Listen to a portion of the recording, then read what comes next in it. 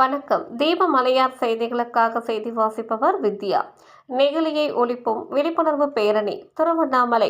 திருவண்ணாமலை வேங்கிக்காலில் உள்ள நாராயணா டெக்கனோ பள்ளியில் நெகிழியை ஒழிப்போம் என்ற வாக்கோடு 400 பள்ளி மாணவர்கள், 55 ஆசிரியர்கள், 25 மற்ற ஊழியர்கள் வேங்கிக்கால் மின் வாரியத்தில் இருந்து மத்திய பேருந்து நிலையம் அருகில் இருக்கும் அறிவொளி பூங்கா வரை பேரணியாக சென்று பொதுமக்களுக்கு நெகிழியை பயன்படுத்த வேண்டாம் என்றும் இயற்கையை காக்க வேண்டும் என்றும் கோஷமிட்டுக் கொண்டு சென்றனர். இந்த பேரணியை திருவண்ணாமலை நகரின் கிழக்கு காவல் நிலைய துணை கண்காணிப்பாளர் மணிகண்டன் அவர்கள் ரிப்பன் வெட்டி கொடியசைத்து துவக்கி வைத்தார்.